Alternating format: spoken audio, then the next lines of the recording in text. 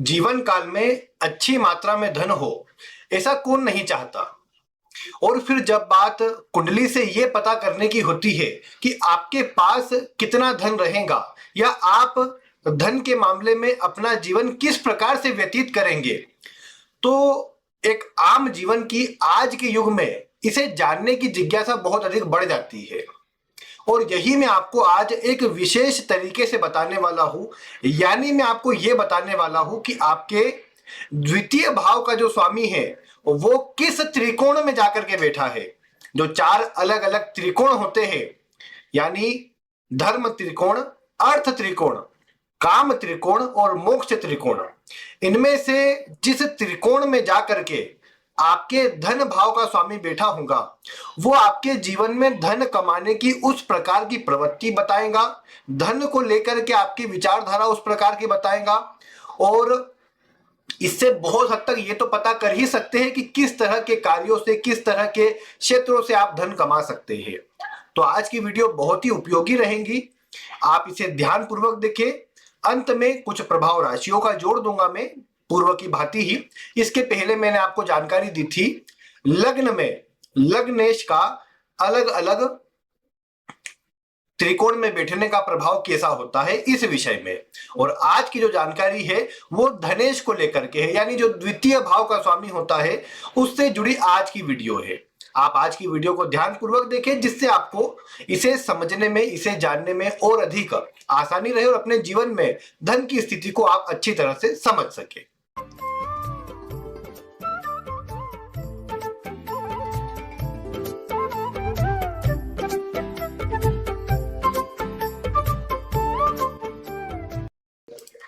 प्रिय दर्शकों, नमस्कार।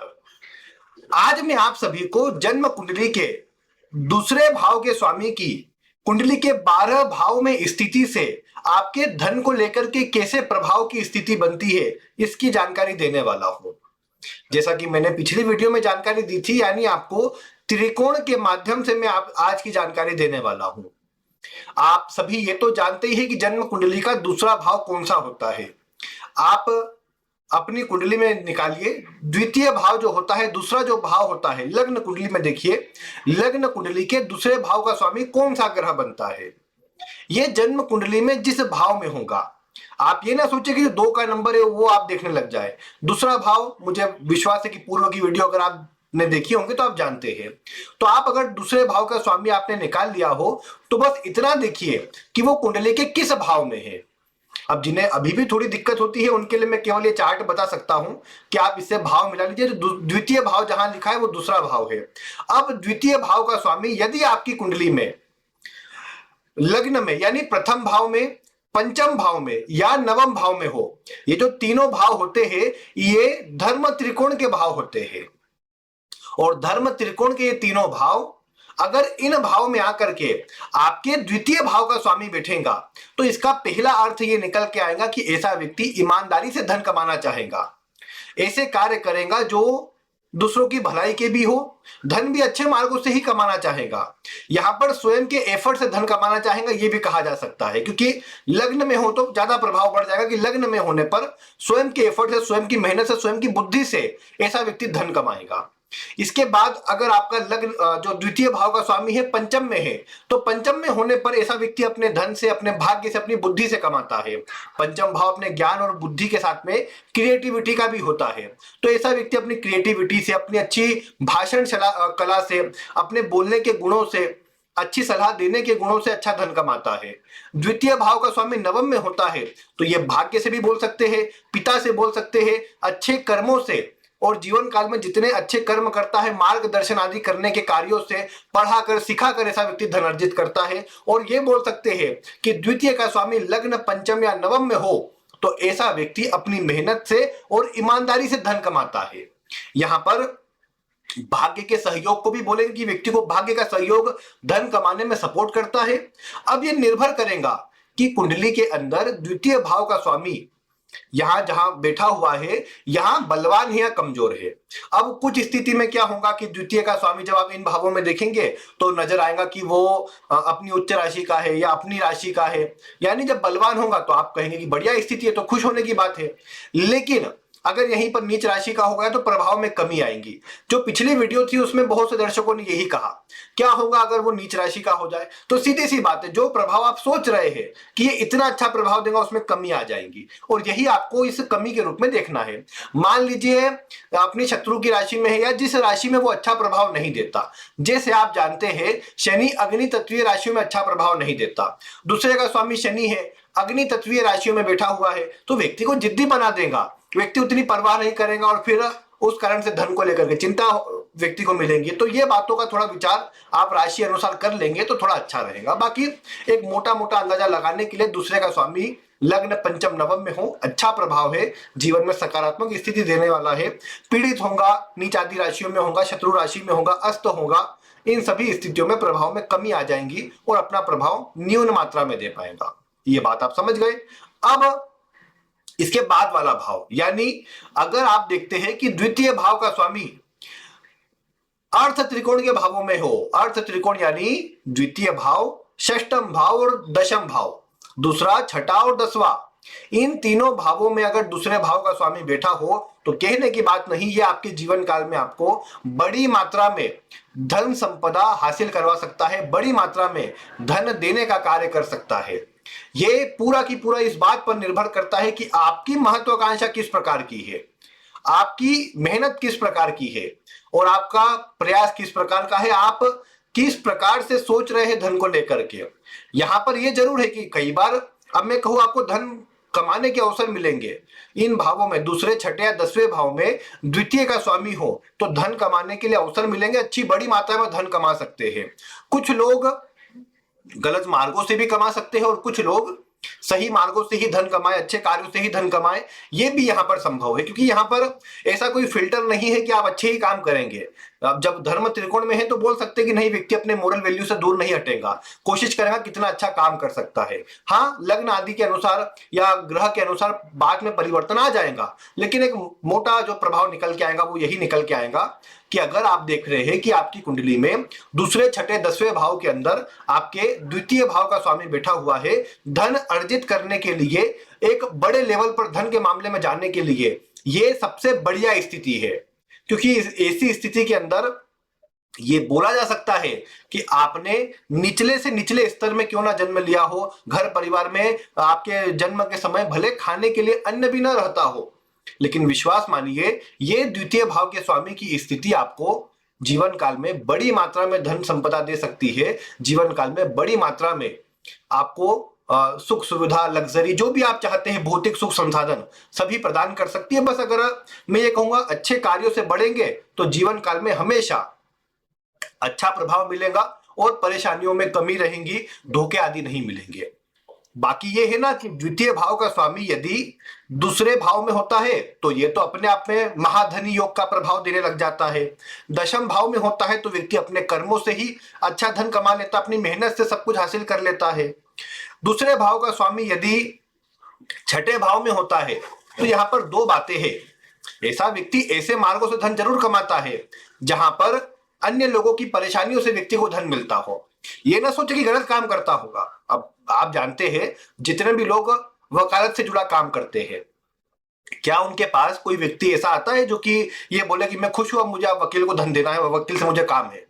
कोई ना कोई समस्या में, परेशानी में, उलझन में होगा तभी तो वो कोर्ट कचहरी या वकील से जुड़े व्यक्ति के पास जाएगा। तो यही बात है कि जो वकालत का काम कर रहा है, जो मैं कहूँ डॉक्टर भी, अब छठे भाव में अगर किसी का द्वितीय का स्वामी बैठा हो, ऐसा व्यक्ति डॉक्टर हो, मेडिकल से जुड़ा कोई काम करता हो, यानी ऐसे काम कि ऐसे व्यक्ति के पास केवल परेशानी में लोग आएंगे, लोन देने का काम करता हो, कर्ज का छठा भाव है ना, तो लोन देने का काम करता हो, यानी केवल और केवल परेशानी में ऐसे व्यक्ति के पास लोग आते हो और लोगों की परेशानियों से जुड़ा काम हो, परेशानी दूर करने का काम हो, सलाह देने के हो सकता है उसमें, या गाइडेंस करने का हो सकता है, या धन के रूप में सहायता देने का हो सकता है, ब्याज से जुड़ा काम हो सकता है, चीजें अलग अलग हो सकती है। लेकिन हाँ ये है कि इन भावों से कनेक्शन, छठे से भी कनेक्शन धन की प्रचुरता को बढ़ाता है। बस छठे में होने पर कई बार देखा गया कि कर्ज की मात्रा व्यक्ति के ऊपर बड़ी रहती है, दूसरों को तो देता ही है धन, कई बार फंसता भी है, लेकिन स्वयं के ऊपर भी बड़ी मात्रा में कर्ज आदि होने की संभावना बनी रहती है ऐसी स्थिति के अंदर। लेकिन धन में कोई समस्या नहीं रहती, धन बड़ी मात्रा में ऐसे व्यक्ति के पास रहता है। फिर यदि आप देखते हैं कि द्वितीय भाव का जो स्वामी है वो अर्थ त्रिकोण के भाव, अर्थ नहीं, वो काम त्रिकोण के भावों में, यानी तृतीय भाव में सप्तम भाव में या एकादश भाव में बैठा हो तो अगेन ये वाली जो स्थिति है ये भी व्यक्ति को जीवन काल में बड़ी मात्रा में धन के योगों को दर्शाती है, जीवन काल में अच्छी मात्रा में धन दिलाने के योग बनाती है।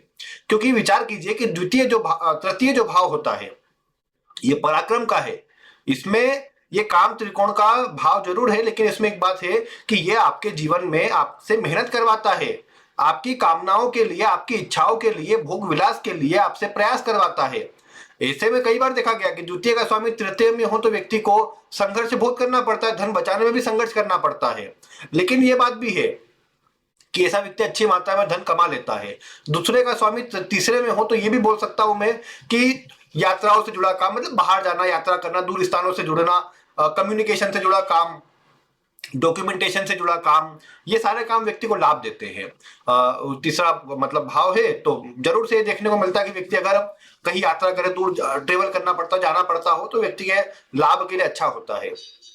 सप्तम में होने पर भी खराब नहीं, नौकरी करे, व्यापार करे, लोगों के कनेक्शन अच्छे बन जाते हैं और व्यक्ति अपने कनेक्शन से अच्छा लाभ। हाँ, ये आपने सुना होगा कि दूसरे का स्वामी सप्तम में हो तो मारक बनता है, लेकिन ये बात नहीं है। दूसरा और सातवां दोनों मारक भाव है, ये मारक बन जाते हैं तीसरे के स्वामी के साथ में होकर के, अष्टम के स्वामी के साथ में होकर के, छठे के स्वामी के साथ में होकर के मारकत्व का प्रभाव देते हैं, जो हेल्थ के लिए खराब होता है। उस पर कभी आगे चर्चा करेंगे। आज धन को लेकर के चर्चा है तो दूसरे भाव के स्वामी का सप्तम में होना भी कंटिन्यूअस इनकम देता है, मतलब ऐसा व्यक्ति व्यापार करे तो खाली नहीं रहना पड़ता, लगातार कार्य चलते रहता है और धन आते रहता है। दूसरे का स्वामी 11वें में हो तो कहने की बात नहीं, ये भी महाधनी योग होता है, धन को लेकर के ये प्रभाव भी अच्छा देता है और जीवन काल में व्यक्ति के मतलब धन के लिए एक से अधिक स्रोत निर्मित करता है, व्यक्ति एक से अधिक मार्गों से धन कमाता है। अच्छा, मतलब एक प्रकार से व्यक्ति के लिए प्रयास मतलब व्यक्ति के रंग लाते हैं, व्यक्ति को अपने प्रयास से धन मिलता है। ये दूसरे से अगर गिनती करेंगे दशम में आता है ये भाव, तो ये मतलब कहीं ना कहीं मेहनत का ही प्रभाव देता है। लेकिन हाँ, व्यक्ति इसमें अपनी बुद्धि का अधिक उपयोग करता है, अपनी बुद्धि से, अपने माइंड से व्यक्ति सोच विचार कर अच्छे ग्रुप बनाता है। पहले तो उन ग्रुप का उपयोग करके एक सही दिशा में जुड़ता है, सही दिशा से आगे बढ़ के अच्छी मात्रा में धन कमाता है, तो ये देखने को मिलेगा। अब अगर अंतिम उसमें बढ़े कि दूसरे का स्वामी जो है वो कुंडली के चतुर्थ भाव में, अष्टम भाव में या द्वादश भाव में हो तो ये तीन भाव जो है ये मोक्ष त्रिकोण के भाव होते हैं। इन भावों में देखा गया है कि व्यक्ति की धन कमाने की चाहत बहुत होती है लेकिन धन बच कम पाता है। यह एक और बात देखने को मिली कि व्यक्ति की सुखों की चाहत बहुत होती है, लेकिन परिस्थितियां उसे सुखों से दूर करने वाली होती है, उसमें रुकावटें दर्शाती हुई देखी गई है।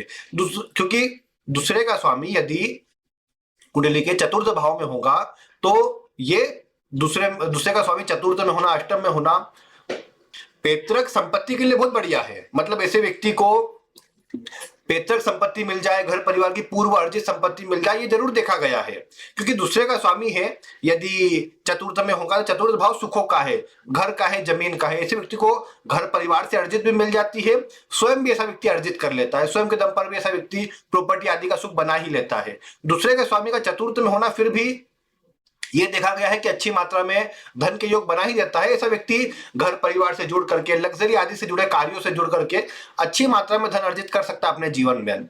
और दूसरी बात यह है फिर कि दूसरे का स्वामी यदि अष्टम भाव में हो तो अष्टम भाव वैसे तो संघर्ष वाला, परिवर्तनों वाला, ट्रांसफॉर्मेशन वाला होता है, लेकिन ब्याज वाले काम, जमीन के अंदर से कोई चीज मतलब निकालनी हो, पेट्रोलियम या फिर ऑयल वगैरह से जुड़ा कोई काम करना हो तो अष्टम भाव सपोर्ट करता है। विदेश से जुड़ा कोई काम करना हो अष्टम भाव सपोर्ट करता है। लो या जुडिशरी से जुड़े काम के लिए भी अष्टम भाव अच्छा होता है। मतलब कोडिंग वगैरह से जुड़ा कोई काम हो तो अष्टम भाव सपोर्ट करता है। उसके अंदर कंस्ट्रक्शन से जुड़े काम, चौथे आठवां दोनों में ही जमीन, कंस्ट्रक्शन आदि से जुड़े काम में अच्छा रहता है। ये दूसरे के स्वामी का 12वें में होना धन को लेकर के अधिक परेशान करता देखा गया। 12वां भाव ये व्यय का, हानि का भाव होता है, तो ऐसे व्यक्ति के जीवन काल में व्यय, हानि, खर्चों की मात्रा बड़ी चढ़ी रहती है और धन बच नहीं पाता। अब कई बार तो वो इतना दिक्कत नहीं देता कि व्यक्ति ने धन अर्जित किया, सुखों पर खर्च कर लिया, जब तक धन आते रहता है तब तक उतनी चिंता नजर नहीं आती। लेकिन जिस समय कार्य में रुकावट, संघर्ष आदि बढ़ता है, धन कम आ पाता है तो व्यक्ति को फिर चिंता होने लगती है कि अब क्या करें, अब कैसे धन कमाए, अब जीवन काल में मतलब अब तो क्या होगा, अब तो कहीं फिर कर्ज लेना पड़ता है, अन्य समस्याएं फिर सामने आती धन को लेकर के। तो ये चीजें थोड़ा परेशान कर सकती है। यानी चौथे, आठवें, 12वें के अंदर 12वें भाव में होना थोड़ा फिर भी ज्यादा नकारात्मक रहता है। व्यक्ति विदेश से जुड़ जाए, मतलब इन भावों में होने पर कई बार क्या देखने को मिला कि व्यक्ति अधिक धन लाभ के चक्कर में कई बार खुद का नुकसान करता है, जैसे शेयर मार्केट में या ऐसे आकस्मिक लाभ वाले क्षेत्रों में जुड़ना चाहता है, वहां बड़ी मात्रा में डूबो भी देता है, उस कारण से थोड़ी परेशानी आती है। और चौथे, आठवें, 12वें में एक और कमाल की बात देखेंगे, ये दोनों जो है अर्थ त्रिकोण और मोक्ष त्रिकोण, ये दोनों आपस में विरोधाभासी है। ऐसी स्थिति के अंदर इनके स्वामी का आपस में परिवर्तन या इनके स्वामी का ऐसा बैठना है, मतलब दूसरे के स्वामी का इन भावों में बैठना, ये देखा गया है कि यहाँ पर ये नहीं बोलूंगा कि व्यक्ति ईमानदारी से ही काम करे। व्यक्ति के मन में ईमानदारी हो सकती है, हो सकता है आवश्यकता पड़ने पर वो अपने काम निकलवाने के लिए मतलब ज्यादा दूसरों पर ये ना देखे कि वो मेरे संबंधी है या कुछ है, अपना लाभ होना चाहिए। व्यक्ति की प्रवृत्ति इस तरह की बन सकती है जो थोड़ा कई बार संबंधों में खटास दे सकता है। अदरवाइज यहाँ पर यह कहा जा सकता है कि अगर व्यक्ति सही प्रकार से काम करे, ईमानदारी से काम करे, तो कोई दिक्कत की बात ही नहीं। तो ये बात जरूर है यहाँ पर। बाकी इसके अलावा मतलब इसमें राशि का प्रभाव और जिसमें बैठा हुआ है ग्रह, उस राशि के स्वामी की स्थिति पर विचार कर लेना चाहिए। जैसे आपने देखा कि आपका जो द्वितीय भाव का स्वामी है वो 2, 6, 10 या 3, 7, 11 इनमें से किसी राशि पर बैठा हुआ है, तो कहने की बात नहीं, ये बढ़िया योग है, धन संपदा दिलाने वाला योग है। भले शत्रु की राशि हो सकती है, लेकिन फिर भी इन राशियों की जो एनर्जी है वो धन संपदा दिलाने वाली है। अगर इनके स्वामी भी अच्छे हुए, जिससे आपने देखा दूसरे का स्वामी, मान लीजिए हम अलग राशि लेते हैं, दूसरे का स्वामी सूर्य की राशि सिंह राशि में है, यानी 5 के अंक पर है, और आपका सूर्य जो है उच्च राशि का 1 के नंबर पर है, यानी तो वो बलवान हो गया, तो उसकी जो राशि में ग्रह बैठा है वो भी अच्छा प्रभाव देगा। यानी ऐसी स्थिति में बड़ी मात्रा में धन संपदा के योग बनेंगे, जो कि बहुत बढ़िया रहेगा। तो ये एक बात अच्छी, यहाँ पर अच्छा प्रभाव वाली स्थिति बनती है। फिर इसी प्रकार यहाँ पर मतलब आप अन्य ग्रहों से भी विचार करिए कि उसका कनेक्शन कैसा बन रहा है। अगर ये है कि दूसरे का स्वामी आप ये देखते हैं कि जिसकी राशि में वो बलवान है, मित्र की राशि में है, सकारात्मक प्रभाव है, तो आपको देखने को मिलेगा कि अच्छा प्रभाव मिलेगा। अब जैसे आपने देखा दूसरे का स्वामी मान लीजिए लग्न में है, लग्न का स्वामी नीच राशि में हो गया, आप बोले नहीं ये तो अच्छा बैठा है, लेकिन धन कैसे मिलेगा आपको, वो तो कमजोर हो गया, लगने से कमजोर हो गया। जिसकी राशि में द्वितीय से, तो धन भी कम ही मिल पाएगा, मिला जुला प्रभाव रहेगा, यानी तो ऐसी बातें हैं। तो थोड़ा ये आपको विचार कर लेना है। बाकी खैर कोई आपका प्रश्न हो तो आप वीडियो में कमेंट कर दीजिएगा, मैं आपको बता दूंगा। और बाकी तो मतलब आगे आपको अन्य ग्रहों से जुड़ी भी जानकारी दूंगा। वीडियो पसंद आए तो इसे लाइक करिए और अन्य वीडियो देखने के लिए चैनल को सब्सक्राइब कर लीजिए। बाकी आज की वीडियो में इतना ही। वीडियो देखने के लिए आपका बहुत बहुत धन्यवाद।